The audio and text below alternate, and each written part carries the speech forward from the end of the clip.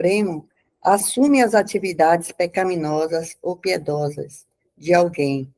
No entanto, os seres encarnados ficam confusos devido à ignorância que encobre seu verdadeiro conhecimento. Vou ler novamente, verso 14. O espírito encarnado, senhor da cidade de seu corpo, não cria atividades, nem induz as pessoas a agirem, e nem cria os frutos da ação. Tudo isso é designado pelos modos da natureza material. Verso 15. Tampouco o Senhor Supremo assume as atividades pecaminosas ou piedosas de alguém. No entanto, os seres encarnados ficam confusos devido à ignorância que encobre seu verdadeiro conhecimento.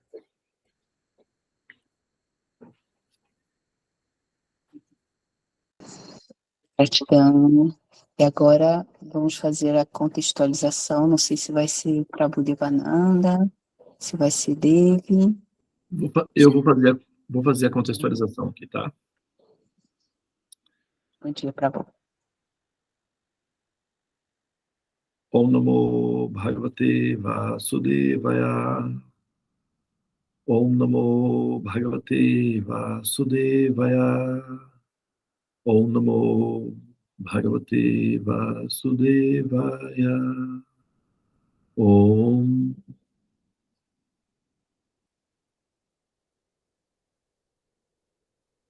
Muito bem, bom dia para todos, né?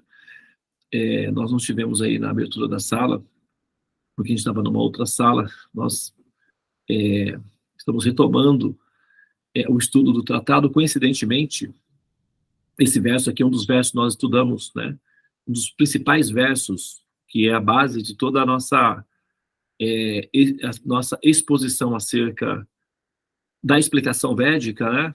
E nós vamos abrir um grupo para as próximas semanas aí, um grupo livre para pesquisa e para estudos do tratado, tá? Onde todos estarão convidados a participar. Nós teremos duas salas, uma antessala, que é uma sala livre para todos que quiserem conhecer a estrutura do tratado, e querem, então, estudar sistematicamente o tratado, tá? Muito bem, olha só, eu vou falar sobre esses dois versos aqui. Gostaria de agradecer a condução da Márcia, Regina, bem como a leitura da Vera e todos os participantes que estão na sala hoje, fortalecendo a nossa espiritualidade, a nossa egrégora. Namastê. Hare Krishna. Muito bem, então eu vou ler em sânscrito o verso, tá? Nakatritva nakhamani lokasya srijati prabhu nakama phalap samyogan swabastu pravartate nadate kasyati pavan nacheva sukritan vibhu agyanena vritam janan tena muhyati jantavaha. E a tradução, né, que é dada para o verso, a Karma Yoga, né? Karma significa ação, Yoga, que significa unir-se ao Supremo, união, conexão, religare, reconexão com o Absoluto. Então, Karma Yoga significa unir-se ao Supremo através da ação, ou agindo. Aqui o verso está mencionando o seguinte, olha, o espírito encarnado, né? Senhor da cidade de seu corpo, não cria atividades. Uma das, né, assim, atualizações aqui, o verso de baixo, vamos lá, ó, aqui mais à frente, ó, ele não cria atividades, nem induz as pessoas a agirem, e nem cria os frutos da ação. Tudo isso é designado pelos três modos da natureza material, ou tudo isso é designado pelos gunas, né, como é que é falado aí. Então, sempre que a gente vai estudar a natureza de Deus, ou buscar compreender a mente de Deus, nós temos que levar em consideração três fatores importantes que não podem ser desconsiderados em qualquer tese, em qualquer estrutura de pensamento, em qualquer teologia, em qualquer, sabe, assim, paradigma que se predispõe a explicar a natureza de Deus. Primeiro que iriam ser de bom senso, tá? Então, as ações deles são lógicas, são racionais, não são simplesmente aleatórias, bipolares, emocionais.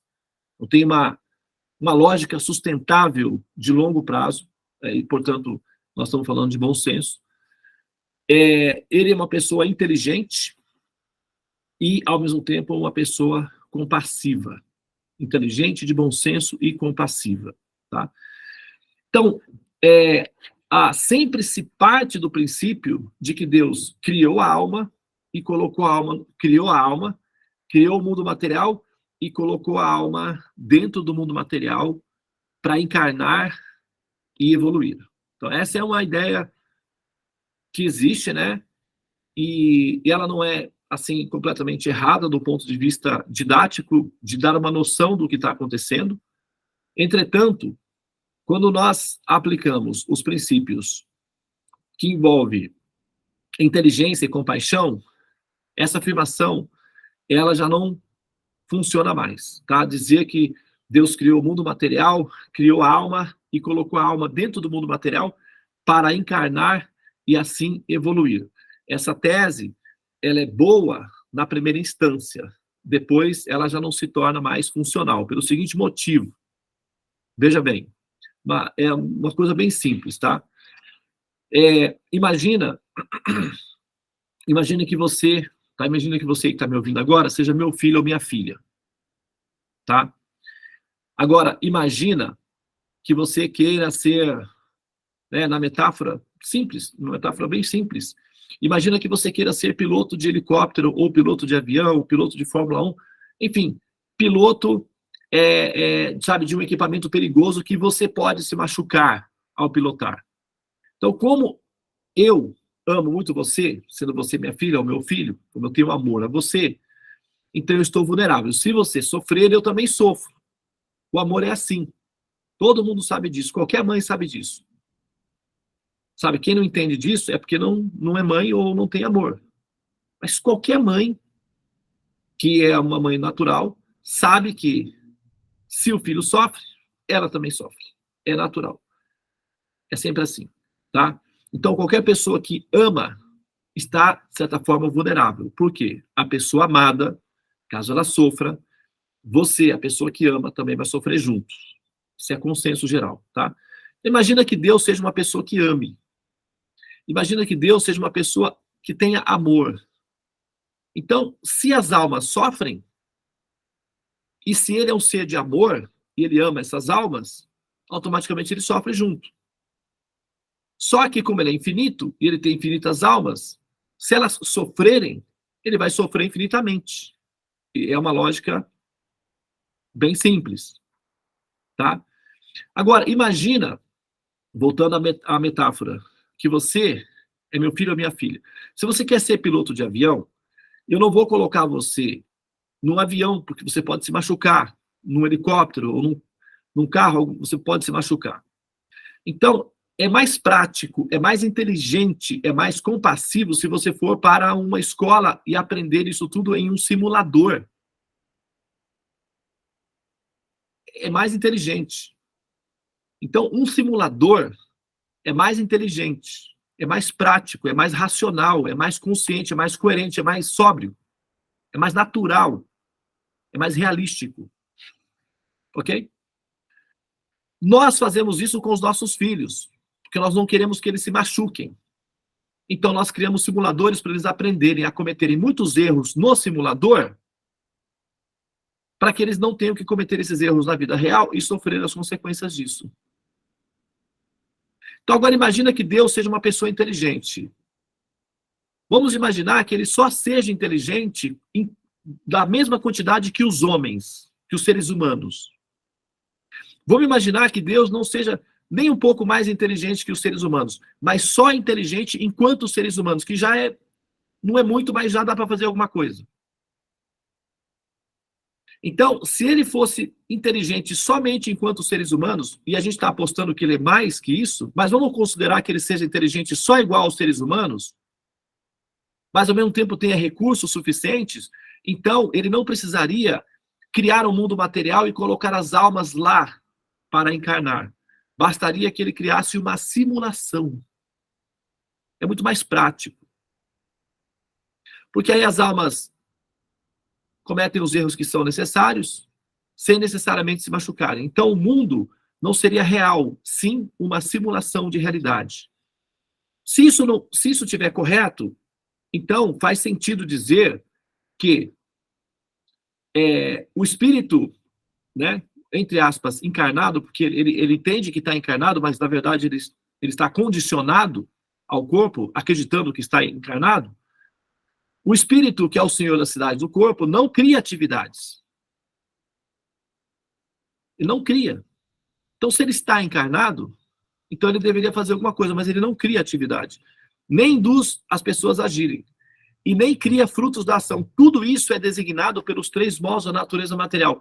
Tudo é feito pela simulação. Tudo é feito pelo organismo, que é a chamada criação. A alma simplesmente experimenta a sensação de estar vivendo todas essas criações. E nós temos a certeza disso daí, o programa funciona muito bem. Porém, a realidade é que todo esse evento está sendo motivado ou movido ou gerado por um evento que precede a nossa consciência, o nosso controle, o nosso domínio. É uma criação muito inteligente. O Senhor Supremo é inteligente. E ele é compassivo também. Então, em se tratando de uma pessoa inteligente e compassiva, não há necessidade de criar um mundo e colocar as almas ali dentro. Basta pôr as almas para sonhar e imaginar que estão ali dentro. É o suficiente. Nada mais que isso.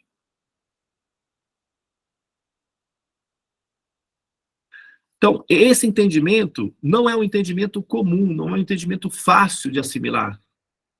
Nós temos um tipo de pensamento analógico, nossa mente é mais analógica, mais, assim, caixinha dentro da caixinha, bolinha dentro da bolinha, preto é preto, é branco. A nossa forma de pensar é bem, vamos dizer assim, arrumadinha, certinha.